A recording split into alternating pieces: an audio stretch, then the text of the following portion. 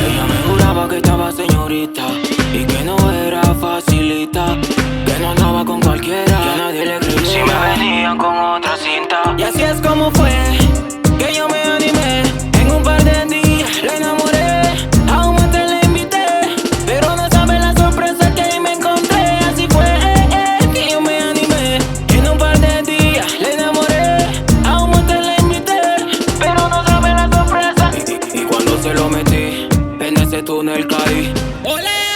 Hay alguien ahí, mientras ella fingía de que todo le dolía. En esa cueva yo seguía metido y era que tremendo lío. Y pa' salir de ahí fue como si de nuevo me volvieran a parir. Háblame, o sea,